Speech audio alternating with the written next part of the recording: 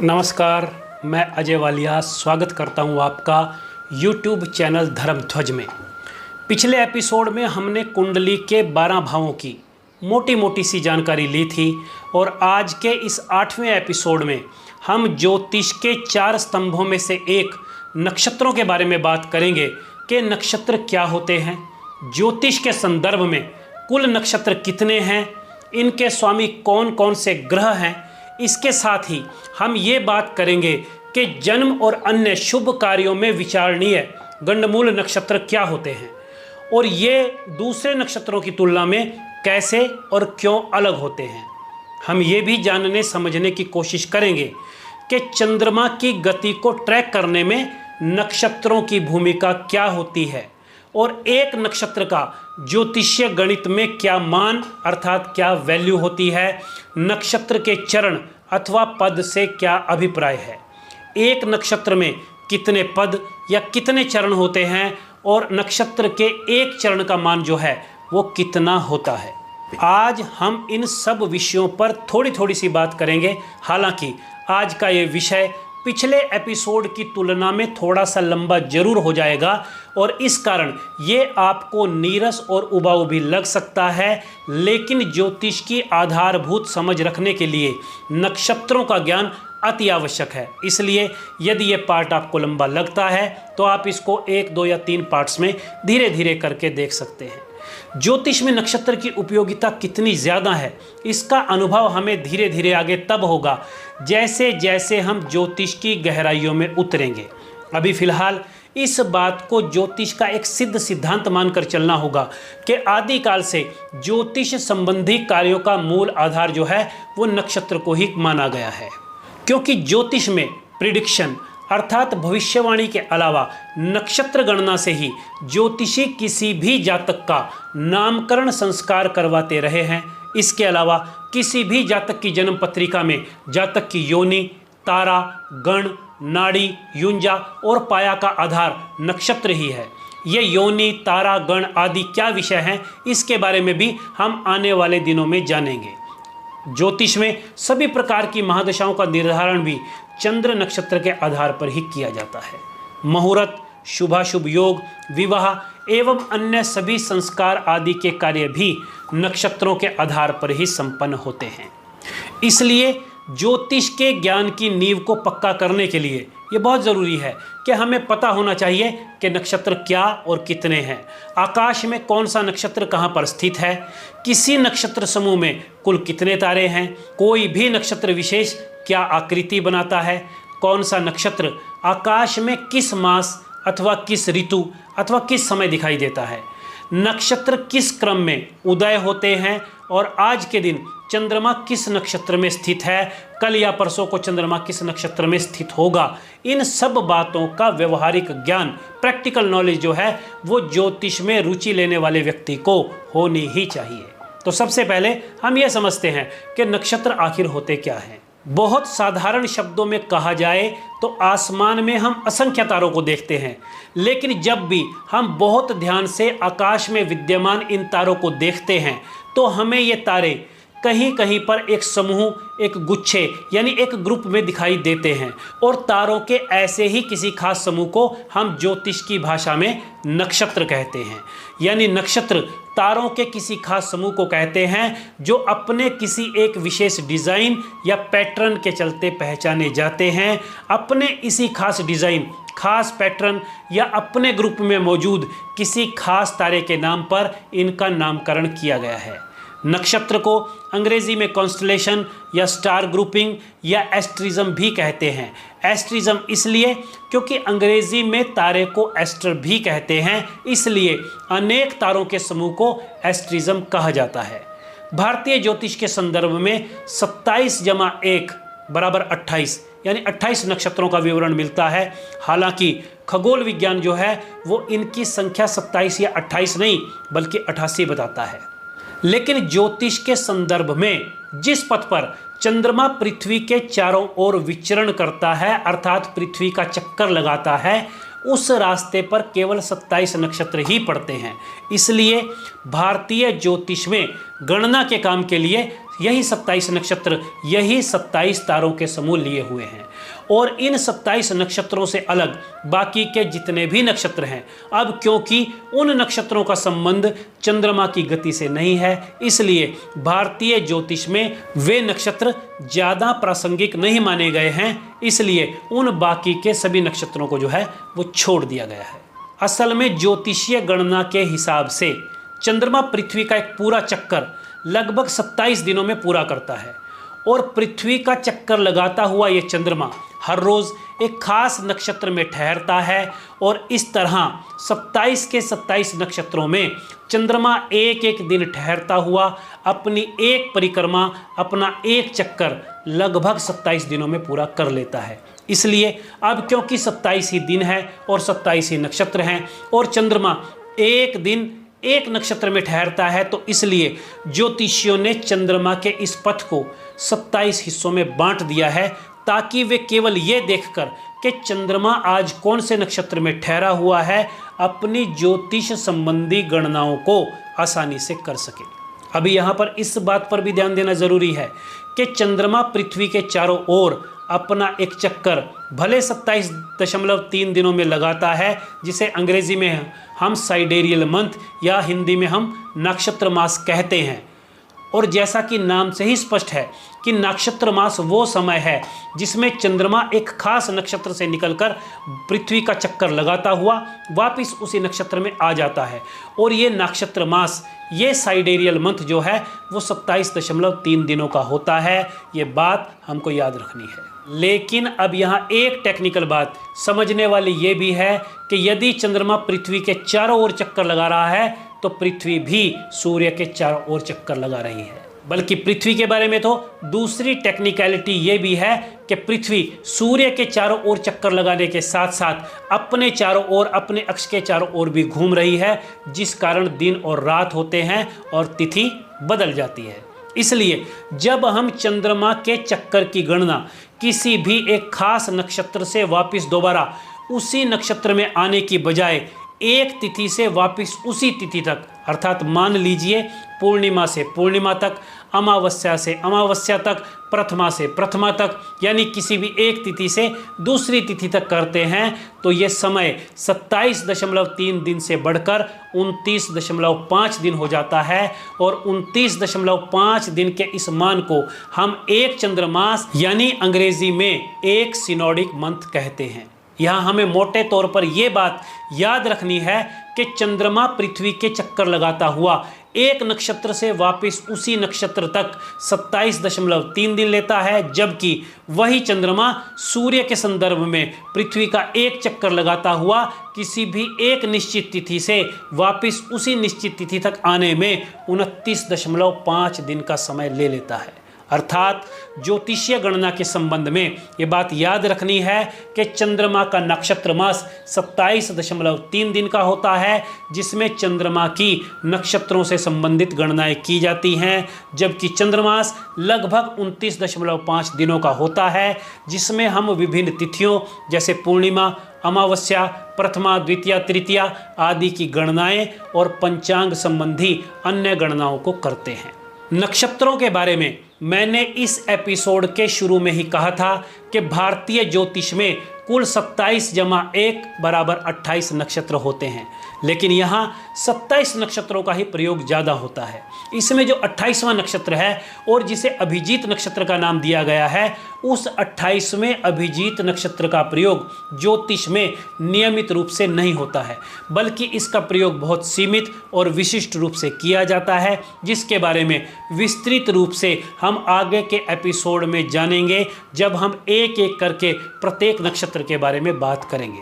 अभी फिलहाल के लिए हमें इतना याद रखना है कि अभिजीत नक्षत्र का प्रयोग बाकी के नियमित 27 नक्षत्रों की सूची में नहीं होता है। अब ये 27 नक्षत्र कौन कौन से हैं, इनके क्या नाम है, अब हम इन्हें जानने समझने की कोशिश करेंगे। इन 27 नक्षत्रों के नामों को याद रखने के लिए हम 9 नक्षत्रों की सूची बनाकर इन्हें याद करने की कोशिश करेंगे, जिसमें पहली सूची में हम सबसे पहले शुरुआती 9 नक्षत्रों को लिखेंगे। 9 नक्षत्रों की सूची में सबसे पहला नक्षत्र अश्वनी को लिया गया है, अश्वनी नाम दिया गया है पहले नक्षत्र को। इसलिए हम नक्षत्रों की इस सूची की शुरुआत में पहला नाम जो है वो अश्वनी का ही लिखते हैं। अर्थात यहाँ पहला नक्षत्र अश्वनी, दूसरा भरणी नक्षत्र, तीसरा कृतिका नक्षत्र, चौथा रोहिणी, पांचवा मृगशिरा, छठवां नक्षत्र आर्द्रा, सातवां पुनर्वसु, आठवां नक्षत्र पुष्य और नौवां नक्षत्र जो है वो आश्लेषा है। अब ये पहले 9 नक्षत्र लिख लेने के बाद हम इन 9 के 9 नक्षत्रों के आगे इनके स्वामी ग्रह का नाम भी लिखेंगे कि किस नक्षत्र का स्वामी जो है वो कौन से ग्रह को बताया गया है। तो यहाँ पर हम सबसे पहले अश्विनी नक्षत्र के आगे केतु ग्रह, भरणी के आगे शुक्र, कृतिका के आगे सूर्य, रोहिणी का चंद्रमा, मृगशिरा का मंगल, आर्द्रा का राहु, पुनर्वसु का गुरु, पुष्य का शनि और आश्लेषा का स्वामी हम बुध ग्रह को लिखते हैं। और इस तरह हमारे पास पहले 9 नक्षत्रों और उनके स्वामी ग्रहों की सूची जो है वो तैयार हो जाती है। अब इसके बाद हम अगले 9 नक्षत्र लेकर अगली सूची तैयार करेंगे और इसके साथ हम इस सूची में भी नक्षत्रों के स्वामी ग्रहों को लिखेंगे। तो यहाँ पर इस दूसरी सूची में जो 10वां नक्षत्र है उसका नाम मघा है, 11वां पूर्वा फाल्गुनी है, 12वां उत्तरा फाल्गुनी है, 13वां हस्त, 14वां चित्रा, 15वां स्वाति, 16वां विशाखा, 17वां अनुराधा और 18वां नक्षत्र जो है वो ज्येष्ठा को बताया गया है। इसके साथ ही हम इन नक्षत्रों के आगे भी इनके स्वामी ग्रहों को लिखेंगे जो उसी क्रम में आएंगे जिस क्रम में ये ग्रह पिछली सूची में आए हुए थे। अर्थात यहाँ भी सबसे पहले स्वामी के रूप में हम केतु को लिखते हुए अंतिम स्वामी ग्रह बुध को लिखेंगे। अर्थात यहाँ पर हम मघा के स्वामी के रूप में केतु, पूर्वा फाल्गुनी के स्वामी के रूप में शुक्र, उत्तरा फाल्गुनी के स्वामी के रूप में सूर्य, हस्त का स्वामी चंद्रमा, चित्रा का स्वामी मंगल, स्वाति का स्वामी राहु, विशाखा का स्वामी गुरु, अनुराधा का स्वामी शनि और ज्येष्ठा का स्वामी जो है वो बुध को लिखते हैं। इसी प्रकार से हम तीसरी सूची तैयार करते हैं। तीसरी सूची में 19वां नक्षत्र मूल, 20वां नक्षत्र पूर्वाषाढ़ा, 21वां उत्तराषाढ़ा, 22वां श्रवण, 23वां धनिष्ठा, 24वां शतभिषा, 25वां पूर्वा भाद्रपद, 26वां उत्तरा भाद्रपद और 27वां तथा अंतिम नक्षत्र के रूप में यहाँ पर हम रेवती नक्षत्र लिखते हैं। अब इस सूची के आगे जब हम इसके स्वामी ग्रहों को लिखते हैं तो ये ग्रह उसी क्रम में आते हैं जिस क्रम में नक्षत्रों के स्वामी ग्रहों को हमने पिछली 2 सूचियों में लिखा हुआ है।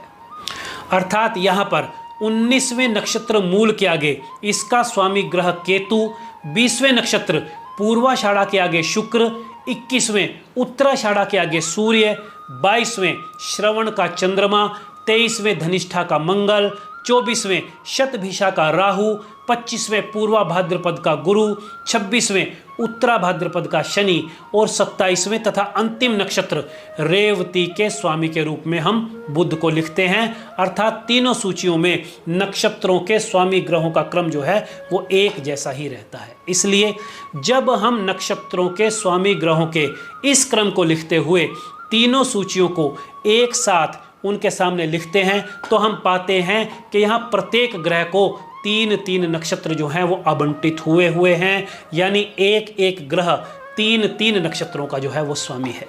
अर्थात पहले हम नक्षत्रों के स्वामी ग्रहों को उसी विशेष क्रम में लिखते हैं जिसमें हम लिखते आए हैं, यानी सबसे पहले नंबर पर केतु, दूसरे पर शुक्र, तीसरे पर सूर्य, चौथे पर चंद्रमा, 5वें पर मंगल, 6ठे पर राहु, 7वें पर गुरु, 8वें पर शनि, 9वें पर बुध लिखते हैं और इनके ठीक सामने हम पहले से चर्चा किए हुए सभी नक्षत्रों के नामों की सूची को 9 नक्षत्रों के हिसाब से रखते हैं।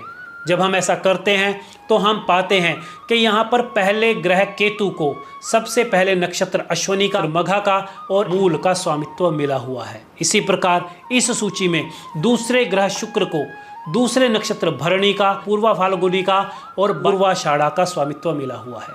इस सूची में तीसरे ग्रह सूर्य को कृतिका, उत्तर फाल्गुनी और उत्तराषाढ़ा का स्वामित्व मिला हुआ है। आगे चंद्रमा रोहिणी, हस्त और श्रवण का स्वामी है, तो मृगशिरा, चित्रा और धनिष्ठा का स्वामी जो है वो मंगल ग्रह है। इसी सूची में आर्द्रा, स्वाति और शतभिषा राहु के अधिकार क्षेत्र में आते हैं, तो गुरु अर्थात बृहस्पति के अधिकार क्षेत्र में पुनर्वसु, विशाखा और पूर्वा भाद्रपद आते हैं। इसी प्रकार शनि पुष्य, अनुराधा और उत्तरा भाद्रपद नक्षत्र का स्वामी कहलाता है। तो बुध ग्रह को आश्लेषा, ज्येष्ठा और अंतिम नक्षत्र रेवती का स्वामी माना गया है।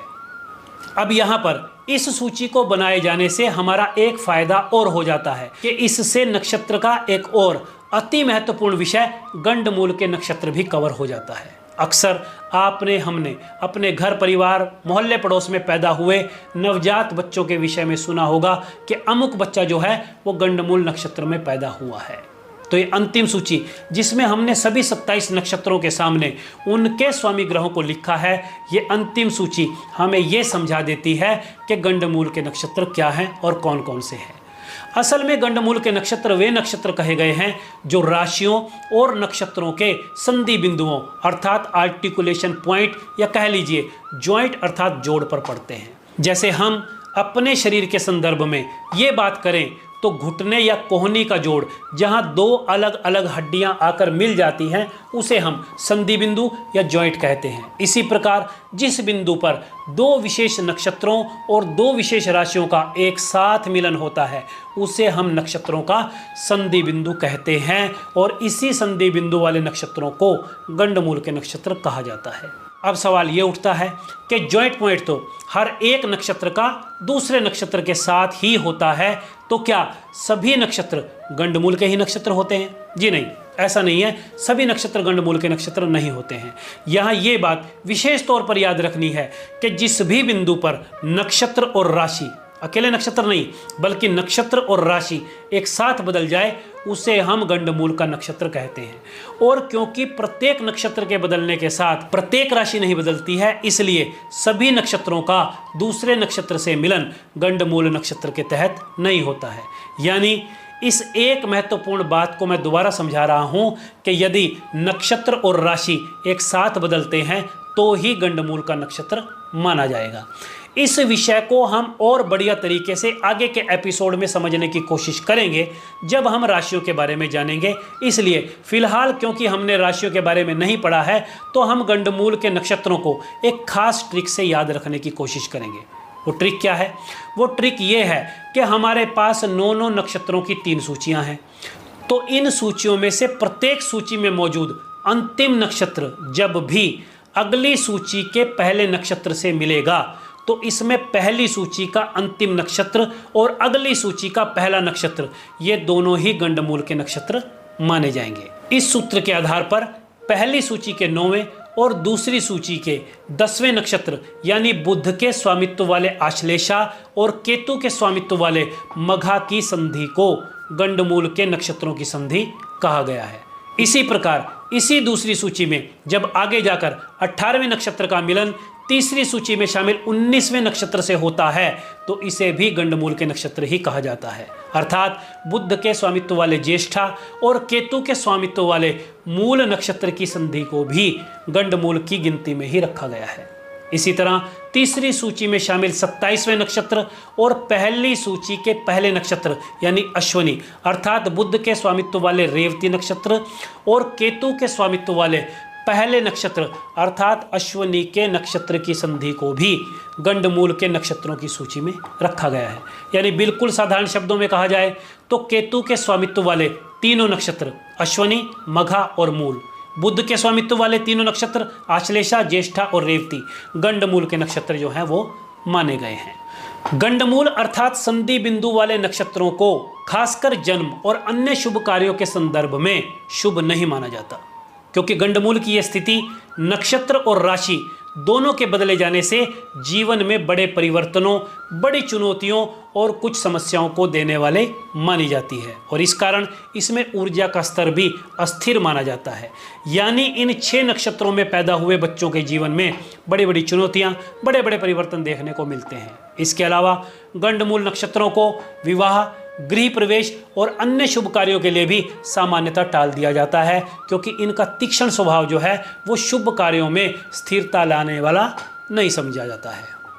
विस्तृत रूप में गंडमूल के नक्षत्र क्या हैं, इनकी उपयोगिता क्या है और इनमें जन्म लेने वाले बच्चों में क्या क्या जटिलताएं देखने को मिलती है, शास्त्र गंडमूल के नक्षत्रों के बारे में क्या कहते हैं, क्या गंडमूल में जन्मे बच्चों के जीवन में आने वाले किसी भी प्रकार की दिक्कतों और जटिलताओं को टालने के बारे में किसी अलग पूजा पाठ का विधान कहा गया है। इन सब बातों की चर्चा हम आगे किसी अन्य एपिसोड में विस्तृत रूप से करेंगे, जब हम गंडमूल के नक्षत्रों की चर्चा अच्छे से करेंगे।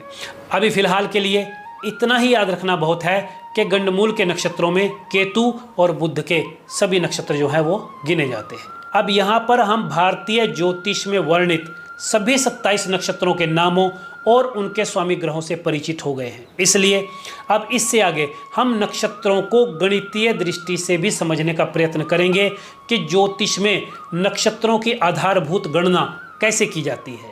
लेकिन गणितीय दृष्टि से नक्षत्रों की गणना को समझने से पहले हमें ब्रह्मांड के विस्तार के नाप को समझना होगा कि ब्रह्मांड का विस्तार कितना है, और ब्रह्मांड के विस्तार को समझने के लिए हमें मैथ्स की किस यूनिट को अप्लाई करना है। यानी नक्षत्रों को मापने से पहले हमें यह देखना होगा कि हम ब्रह्मांड को कैसे नापें। क्या हम इसे मीटरों में नापें या किलोमीटरों में नापें, अथवा इसे हम प्रकाश वर्ष यानी लाइट ईयर में नापें। देखिए, हमें यह पता है कि ब्रह्मांड अनंत है और हमारे चारों ओर फैला हुआ है, इसलिए इसको नापना सरल नहीं है। लेकिन जब भी हम किसी भी तरफ से आकाश को ऊपर से नीचे की ओर यानी उस बिंदु की ओर देखते हैं जहां पर यह हमको पृथ्वी से मिलता हुआ प्रतीत होता है, तो ये हमें एक गोले जैसा या कह लीजिए एक वृत्त जैसा दिखाई देता है, जो किसी भी बिंदु से अनंत तक फैला हुआ हमें लगता है। अब क्योंकि ये एक गोले जैसा या मोटे तौर पर कह लीजिए कि एक वृत्त जैसा दिखाई देता है, इसलिए इसके विस्तार को ज्योतिषीय गणित में अंशात्मक अर्थात लैटिट्यूडिनल मानते हुए इसका मान 360 डिग्री जो है वो माना हुआ है। और इस 360 डिग्री के अंशात्मक विस्तार लैटिट्यूडिनल एक्सटेंट, लैटिट्यूडिनल रेंज को ही आधार मानते हुए ज्योतिष में जो है वो आगे की गणनाएं की हुई है। इसलिए अब क्योंकि ब्रह्मांड के विस्तार को हमने 360 डिग्री मान लिया है, इसलिए हम नक्षत्रों के मान को भी जानने की कोशिश करेंगे जो इसी ब्रह्मांड में चारों ओर फैले हुए हैं। और क्योंकि 27 नक्षत्रों को हमने 9 नक्षत्रों की 3 सूची में 3 खंडों में जो है वो बांटा हुआ था, इसलिए जब हम 360 डिग्री के मान को नक्षत्रों की सूची संख्या 3 से भाग करते हैं तो हम क्या पाते हैं? हम ये पाते हैं कि 9 नक्षत्रों के इस प्रत्येक खंड का मान 120 डिग्री है। यानी नक्षत्रों के इन 3 खंडों का मान यदि 120, 120, 120 डिग्री है, तो इसको टोटल जोड़ने पर, इसका कुल करने पर, दोबारा योग करने पर हमारे पास उत्तर वही 360 डिग्री यानी ब्रह्मांड के अंशात्मक विस्तार की वही स्थापित वैल्यू जो है हमारे पास दोबारा आ जाती है। भारतीय ज्योतिष की एक मुख्य विशेषता ये है कि इसमें अधिकतर गणनाएं जो हैं वो मुख्य रूप से चंद्रमा पर आधारित हैं, क्योंकि चंद्रमा बहुत सूक्ष्म समय गणनाओं जैसे मुहूर्त, नामकरण और दशाओं को बेहतर और सटीक तरीके से दर्शाता है। इसलिए भारतीय ज्योतिषियों को इस बात की जरूरत थी कि वे ज्योतिषीय गणनाओं के लिए चंद्रमा की गति को कैसे ट्रैक करें। अब क्योंकि चंद्रमा अपने पथ पर पश्चिम से पूर्व की ओर चलते हुए लगभग एक पूरा दिन एक नक्षत्र में ठहरता है, इसलिए ज्योतिषियों की इस समस्या को नक्षत्रों की उपस्थिति ने आसान कर दिया। और ज्योतिषियों ने चंद्रमा की गति को ट्रैक करने के लिए चंद्रमा के पथ को 27 नक्षत्रों के आधार पर 27 भागों में बांट दिया। और इस फार्मूले पर चलते हुए ज्योतिषियों के लिए चंद्रमा संबंधी गणितीय गणनाएं जो हैं वो आसान हो गई। अब यहाँ से आगे चलने के लिए हमें ज्योतिषीय गणित के संदर्भ में कुछ मानकों को समझना होगा, कुछ स्टैंडर्ड यूनिट्स को समझना होगा।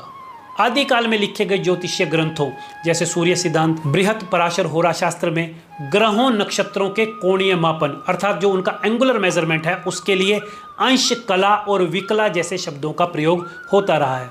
अब साधारण भाषा में इन्हीं मानकों को, जैसे अंश को हम डिग्री के रूप में, कला को हम मिनट के रूप में और विकला को हम सेकंड के रूप में जानते हैं, जिसके हिसाब से ये बात याद रखने वाली है कि 1 डिग्री में 60 कला यानी 60 मिनट होते हैं। इसी प्रकार 1 कला यानी 1 मिनट में 60 विकला अर्थात 60 सेकंड होते हैं।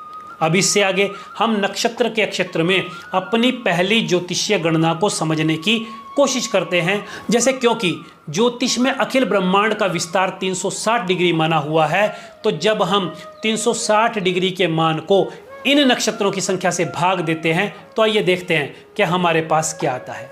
360 डिग्री को जब हमने 27 से भाग दिया तो 27 से कम 27 हुआ, बाकी हमारे पास 9 बचता है। ऊपर से शून्य उतारने पर ये संख्या जो है हमारे पास 90 हो जाती है। 90 को आगे 27 से भाग दिए जाने पर ये 3 पर भाग होता है और हम 90 के नीचे 27 या 81 लिखने पर नीचे 9 डिग्री शेष पाते हैं, जिसे हम थोड़ा और सरल करने के लिए इस शेष बचे हुए 9 डिग्री के मिनट बनाने के लिए इसको 60 से गुणा करते हैं और गुणनफल आता है 60 गुणा 9, 540 मिनट। अब इस 540 मिनट को हम दोबारा 27 की संख्या से भाग देते हैं तो हमारे पास भागफल का उत्तर जो है वो 20 मिनट के रूप में आ जाता है और इस तरह हमको 360 डिग्री को 27 नक्षत्रों से भाग देने पर एक नक्षत्र का मान 13 डिग्री 20 मिनट प्राप्त हो जाता है। अब क्योंकि हम एक नक्षत्र का मान 13 डिग्री 20 मिनट जो है वो प्राप्त कर चुके हैं तो अब हम इन सभी 27 नक्षत्रों के अंशात्मक विस्तार को 9 नक्षत्र समूहों के हिसाब से जानने का प्रयास करेंगे कि ब्रह्मांड में प्रत्येक नक्षत्र का फैलाव कितने डिग्री से कितने डिग्री तक है। तो इसके लिए एक बार दोबारा हम पहले नक्षत्र अश्विनी से लेकर 9वें नक्षत्र आश्लेषा तक की पहली 9 नक्षत्रों की सूची को क्रमवार लिखते हैं। अर्थात नंबर 1 पर अश्विनी को भरिणी, कृतिका, रोहिणी, मृगशिरा, आर्द्रा, पुनर्वसु, पुष्य और आश्लेषा, इस तरीके से हम पहली सूची में शामिल नक्षत्रों को लिखते हैं। इसके बाद हम पहले नक्षत्र अश्विनी के आगे एक नक्षत्र का मान 0 डिग्री से 13 डिग्री 20 मिनट लिखते हैं। इसका अर्थ यह है कि 0 डिग्री से लेकर 13 डिग्री 20 मिनट तक ब्रह्मांड में अश्विनी नक्षत्र फैला हुआ है। अब अगले नक्षत्र भरणी का मान अश्विनी नक्षत्र के मान से आगे 13 डिग्री 20 मिनट जोड़ने पर आ जाएगा, यानी पिछले नक्षत्र का मान 0 डिग्री से 13 डिग्री 20 मिनट तक आया था तो अब अगले नक्षत्र का मान हम वहां से लेंगे जहां पिछला नक्षत्र समाप्त हुआ था और इसमें 13 डिग्री 20 मिनट जोड़ देंगे और ऐसा करने पर हम भरणी नक्षत्र का मान जो है वो 13 डिग्री 20 मिनट से 26 डिग्री 40 मिनट पाते हैं। इसी प्रकार अब अगले सभी नक्षत्रों में 13 डिग्री 20 मिनट का मान जोड़ते हुए हम 9वें नक्षत्र तक चलते हैं। यहाँ हम ये देखते हैं कि 9वें नक्षत्र आश्लेषा का मान जो है वो 106 डिग्री 40 मिनट से पूरे 120 डिग्री तक आ जाता है। अब इसके बाद हम इसी क्रम में 9 नक्षत्रों वाली दूसरी सूची के सभी नक्षत्रों को क्रमवार लिखते हैं और 10वें नक्षत्र का मान हम पिछले 9वें नक्षत्र के मान अर्थात 106 डिग्री 40 मिनट से 120 डिग्री तक के मान से आगे 13 डिग्री 20 मिनट जोड़ते हुए चलते हैं और हर नक्षत्र के मान में हम ऐसा ही करेंगे और ऐसा करते हुए हम 18वें नक्षत्र तक पहुँचेंगे।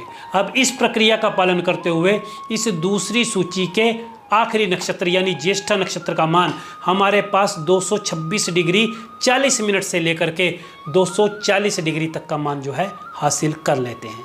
इसके बाद हम अगले 9 नक्षत्र यानी जो अंतिम सूची के 9 नक्षत्र हैं उनको भी क्रमवार लिखते हैं और नक्षत्रों का ये क्रम लिखने के बाद हम 19वें नक्षत्र मूल के आगे पिछले 18वें नक्षत्र के मान से आगे 13 डिग्री 20 मिनट जोड़ते हुए चलेंगे और इस प्रक्रिया का पालन करते हुए हम सबसे अंत में 27वें नक्षत्र रेवती का मान 346 डिग्री 20 मिनट से 360 डिग्री प्राप्त करते हैं और इस तरह सभी 27 नक्षत्रों का मान हम 0 डिग्री से लेकर के 360 डिग्री तक का प्राप्त कर लेते हैं, जो कि वही ब्रह्मांड के अंशात्मक विस्तार 360 डिग्री के रूप में हमारे सामने आ जाता है।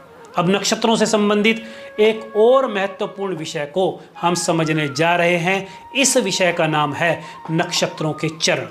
ज्योतिषीय गणनाओं को और अधिक सूक्ष्म और अधिक सटीक बनाने के लिए प्रत्येक नक्षत्र को आगे 4 चरणों में बांटा हुआ है, क्योंकि प्रत्येक नक्षत्र का मान 13 डिग्री 20 मिनट होता है।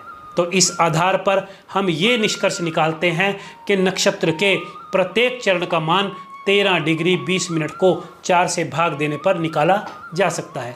यानी 13 डिग्री 20 मिनट को 4 से भाग देने पर 4 तिया 12 अर्थात हमारे पास भागफल 3 और शेषफल जो है वो 1 आता है। अब इसी 1 डिग्री के मिनट बनाने पर 1 गुणा 60 बराबर 60 मिनट आ जाता है, जिसमें ऊपर वाले 20 मिनट जोड़ने पर हमारे पास कुल 80 मिनट हो जाते हैं और इस 80 को दोबारा 4 से भाग देने पर हमारे पास भागफल 20 मिनट आ जाता है। यानी नक्षत्र के एक चरण का मान 3 डिग्री 20 मिनट होता है। अतः हमें ये याद रखना होगा कि एक नक्षत्र का मान 13 डिग्री 20 मिनट होता है और एक नक्षत्र के एक चरण का मान 3 डिग्री 20 मिनट होता है। और हमें यह भी याद रखना होगा क्योंकि एक नक्षत्र में 4 चरण होते हैं, इसलिए सभी 27 नक्षत्रों के सभी 4 चरणों में कुल 27 गुणा 4 बराबर 108 चरण होते हैं। यहाँ 108 की ये संख्या जप माला के 108 मनकों की भी याद कराती है कि हम एक माला का जाप करते हुए सभी 27 नक्षत्रों के सभी 108 चरणों को प्रतीकात्मक रूप से पूरा कर लेते हैं। हालांकि नक्षत्रों के इन चरणों के बारे में हम आगे राशियों की जानकारी ग्रहण करते हुए और समझेंगे, लेकिन अभी फिलहाल के लिए सरसरी तौर पर हमने ये याद रख लिया है कि एक नक्षत्र में कुल 4 चरण होते हैं और एक चरण का मान जो है वो 3 डिग्री 20 मिनट होता है। नक्षत्रों को आगे चरणों में बांटने की उपयोगिता ये है कि नक्षत्रों के चरण ग्रहों की स्थिति का और अधिक सूक्ष्मता से विश्लेषण करने में मदद करते हैं। शुभ कार्यों के लिए मुहूर्त आदि का समय निकालते हुए नक्षत्रों के चरण का ध्यान रखा जाता है, क्योंकि शुभ कार्यों जैसे विवाह, यात्रा आदि में नक्षत्रों के कुछ खास चरण ज़्यादा शुभ माने जाते हैं तो कुछ को अशुभ माना जाता है। इसके अलावा नक्षत्रों के चरणों की सहायता से ही हम बच्चों का नामकरण संस्कार जो है वो पूरा कर पाते हैं, क्योंकि ज्योतिष में प्रत्येक नक्षत्र का प्रत्येक चरण वर्णमाला के एक खास अक्षर को प्रस्तुत करता है, जिसके आधार पर हम बच्चे का नाम चुनते हैं। इसके साथ साथ गंडमूल के नक्षत्रों में तो चरणों का मान बहुत ज़्यादा उपयोगिता रखता है, जिसके आधार पर ही नक्षत्रों का प्रभाव कितना ज़्यादा तीक्ष्ण हो सकता है इसका पता चलता है। इसके अलावा विंशोत्तरी दशा निर्धारण में भी नक्षत्रों के चरणों का बहुत अधिक महत्व है। हालांकि आज हमने नक्षत्रों के बारे में बहुत अधिक जान लिया है, किंतु गंडमूल के नक्षत्र के चरणों से संबंधित कुछ विशेष और उपयोगी जानकारी हम तब दोबारा देने की कोशिश करेंगे जब हम राशियों के बारे में जानेंगे। फिलहाल आज की इस चर्चा को फिलहाल यहीं पर विराम दे रहे हैं, लेकिन ज्योतिष को जानने समझने का ये अनंत सफ़र अभी जारी है। फिलहाल के लिए आज्ञा दीजिएगा। नमस्कार।